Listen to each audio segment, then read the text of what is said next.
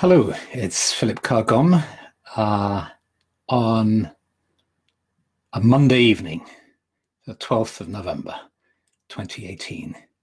Tea with the Druid 49. So do say if you're here and where you hail from. Ellie Horn's joined, that's great. So it's good to see you, Ellie. And just imagine that you're gathering in a sacred grove, in a clearing in the forest, and gradually gathering, feeling us coming. Jörg from Berlin, Karen, Katie, Andre, Ellie, Viviane, little blue thumbs and pink hearts flying around. That's great. So I thought I wanted to explore a topic with you today. It's come to me, it's this concept of taking refuge. I'm not entirely sure why I wanted to talk with you about it today, but I think it's perhaps seeing these images of people in California, the devastation with the fires, being aware of what difficult circumstances so many people live in. So let's explore this for a little bit, and then let's have a meditation that perhaps can illuminate us a bit more. So, taking refuge, taking shelter. I don't know what it's like in your culture, but kind of, I suppose, in the kind of culture that I've been brought up in, that the term is used for people who are really down on their luck. So you have shelters for the homeless, you have refuges for women who've been abused by their partners. And so it's associated with a social need that is very real, very important. And so when we think about ourselves taking shelter or refuge, it's quite easy to slip into a feeling that you don't need that. That's not something that somebody who is competent and reasonably safe in the world needs. But then you see that this term is used in many spiritual traditions. It's most well known in the Buddhist tradition, where there's this concept of taking refuge in the Buddha, Dharma, and Sangha. So you take refuge in the teacher, the teachings, and the community of people who've gathered around the teachings or the teacher.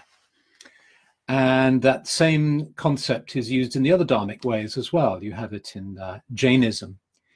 And I believe in Hinduism, although I was trying to kind of research that today and I couldn't find so much information. But certainly there's talk of taking refuge in the guru in some Hindu traditions, and I guess in the gods as well. But maybe somebody can enlighten me about that. It's used as a concept in Christianity and Islam as well. You talk about taking refuge in God or taking refuge in Allah.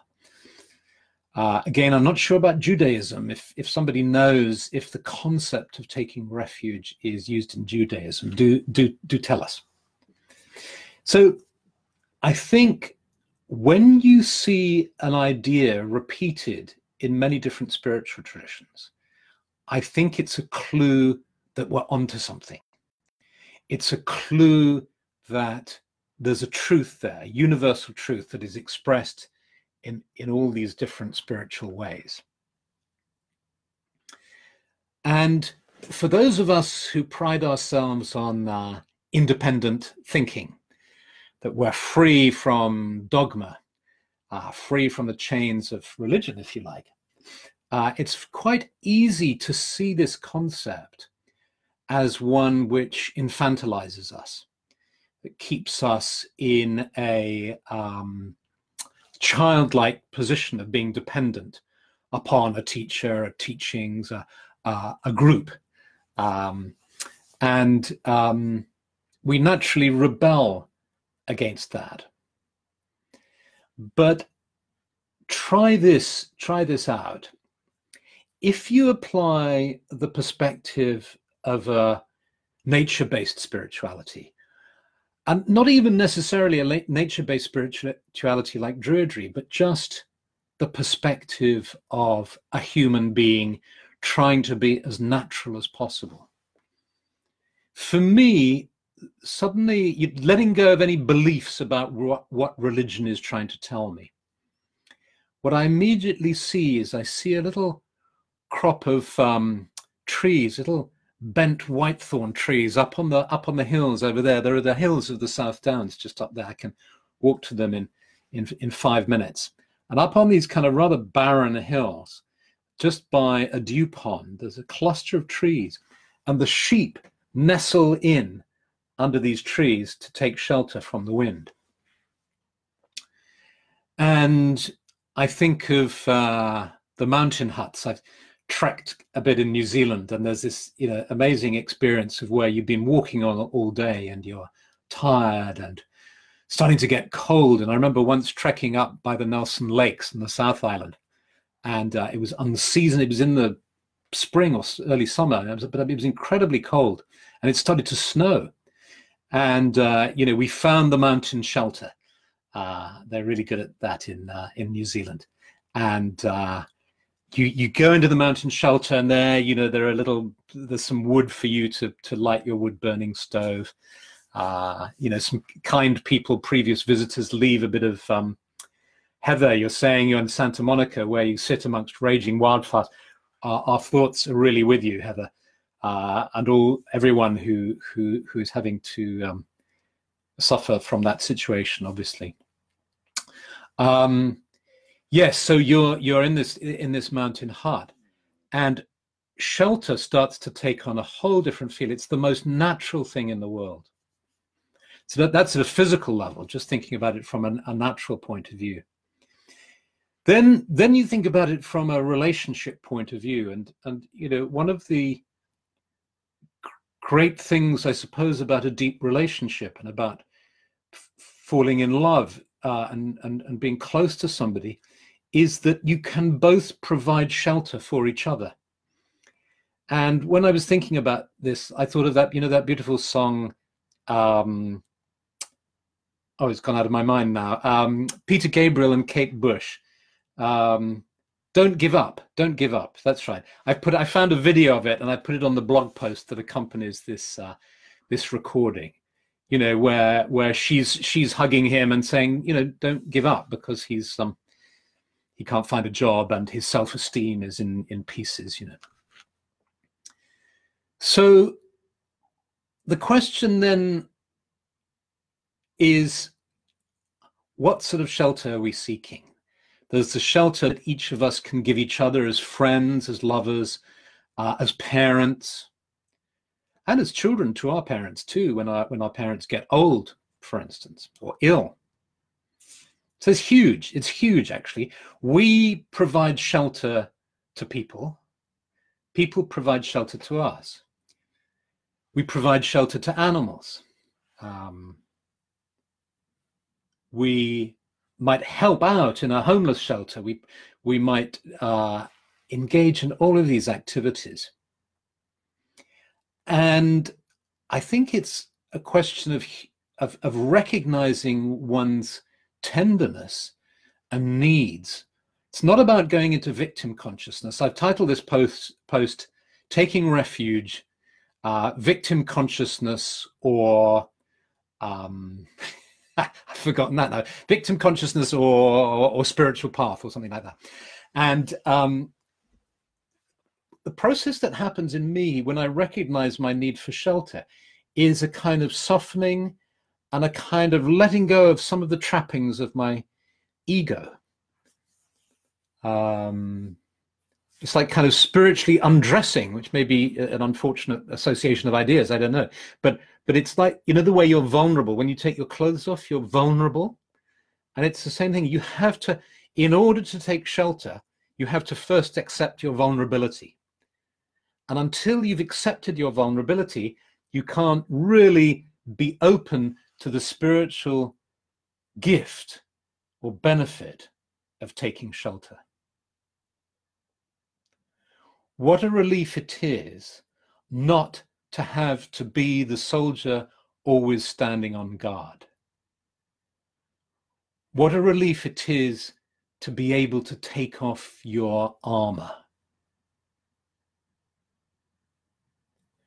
What a relief it is to be able to shelter from the difficulties and the troubles of life that we all encounter at some stage in our lives, either in a spiritual teaching or in a community of like-minded souls, or in both, or in anything that provides a sense of safety and comfort and nourishment and inspiration. So that, I think, is one of the purposes of a spiritual way. You know, when I've thought about, you know, over the last 30 years of helping to lead the order, and whenever I've questioned, I think it's important to question whatever you do, is to every so often say, am I doing the right thing? Is this the right thing to be doing? Is this the best way I can be of service in the world? Is this the, you know, whenever I've done that, I've become aware of the fact that the value of a spiritual tradition, one of its values, is in it providing shelter in this way. Not in order to make people weak or to make people dependent, but quite the reverse, to actually help them become strong and to be shelters for other people too.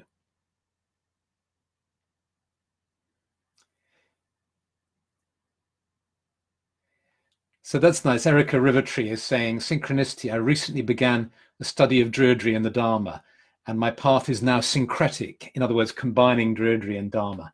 I took refuge in the three jewels, Buddha, Dharma, and Sangha, and I correspond that with the Druid triad of, whoops, it's gone out of my vision. And I should be able to remember the Druid triad, but right at the moment, let's see if I can find it again. Lots and lots of quotes.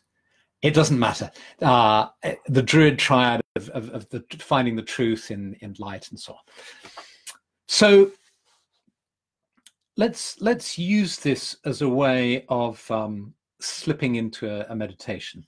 I can see your comments. Lisa saying it's a relief to be here with you all. This is a shelter. This place is a shelter. This, you know, if you know, when we watch the news, we see what's happening. For, you know, those of you in California, it's really close at hand, and it must be really, really worrying. For those of us further away, we feel for you and we empathize with you, and we imagine how awful it must be. And Jody says being truthful about vulnerability needs courage and strength. Exactly.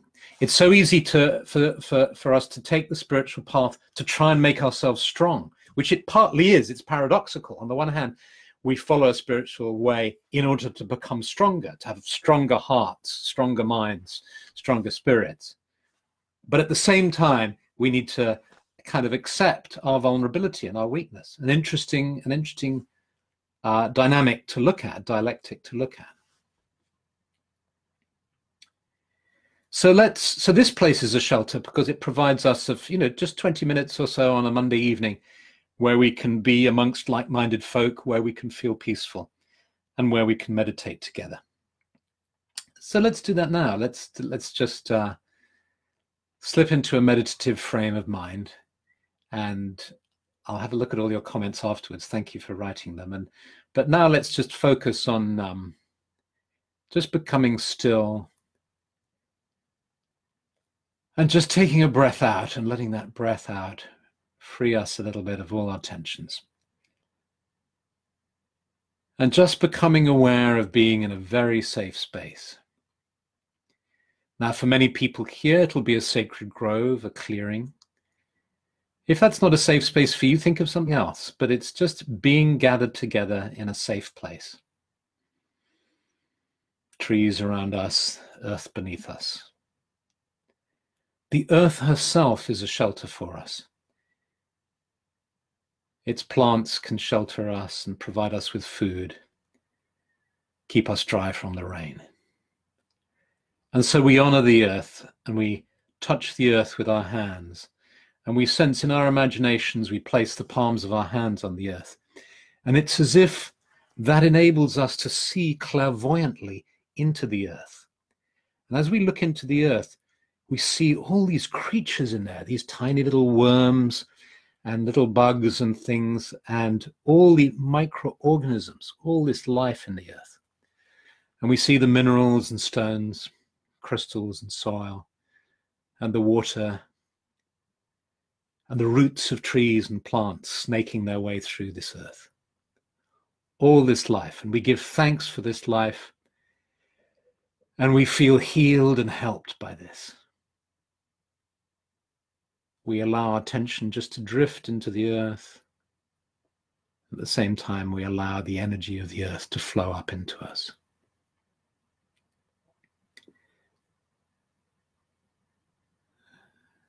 And we see the sense of, and sense the protection and safety of the trees around us. And we breathe in the moisture in the air. There's just the right amount of moistness in the air. It's been raining recently, and there's just the odd little drop of rain coming from the leaves, just sliding off the leaves. But that feels fresh and it feels good. It's cool, but it's just the right temperature, really. Not hot, it's cool. And we look up at the sky and we feel the energy of the sky. And we breathe in the energy of the sky.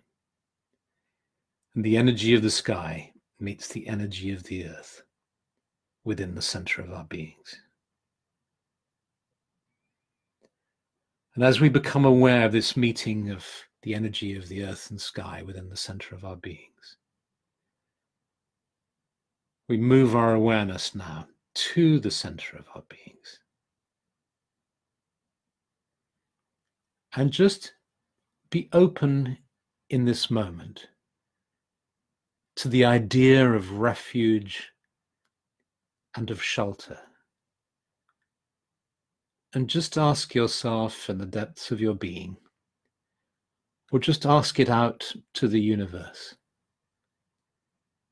to receive some insight into what this shelter might mean or look like for you. Just be open to whatever arises. It may be an image, it may be a thought, it may be a feeling. Just open to this feeling of safety, of protection, of refuge.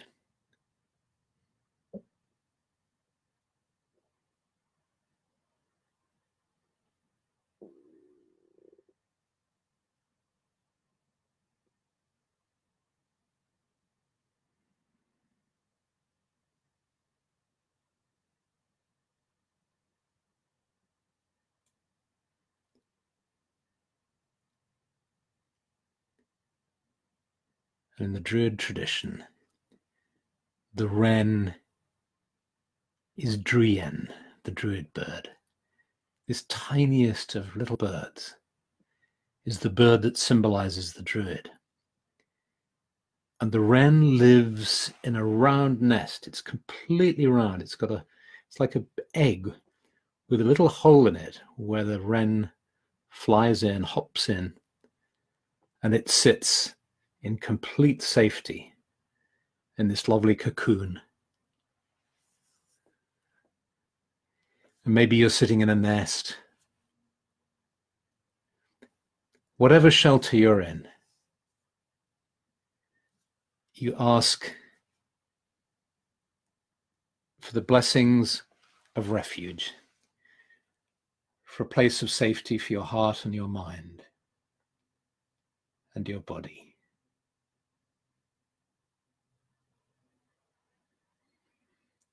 And you give thanks for the blessing of life,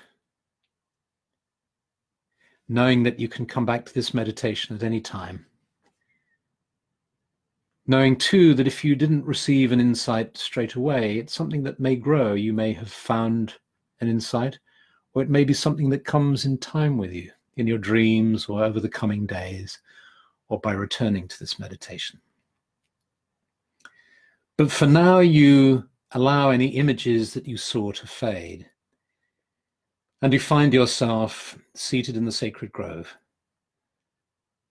with your fellow seekers gathered around.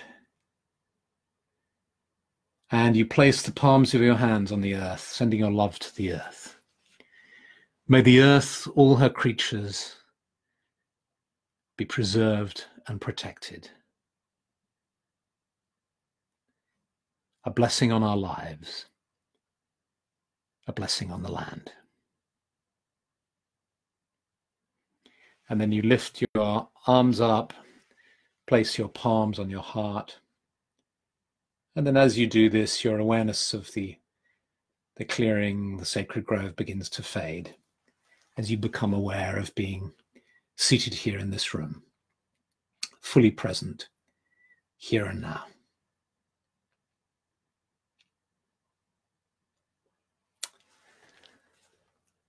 Well, these meditations always feel so short, don't they? But I think it's enough for this evening. And it's been really good to be with you. And this is a subject, I think, as well, you know, we have such a desire with our, well, at least I do, and I guess, you know, a lot of us do, have such a desire to get closure on stuff, to understand it all straight away. Just give me, you know, tell me like it is, give it all to me and let me understand it. But what's nice is to get used to letting things grow in their own time, to treating ideas like seeds that have a life of their own. And so that this concept of refuge can grow in our hearts and bring more meaning to us as we progress along the spiritual path. So many, many blessings. I have another meeting to go to now, so I will leave you. So see you next week, next Monday. And in the meanwhile, have a wonderful, wonderful week. Much love and blessings to you. Okay, bye.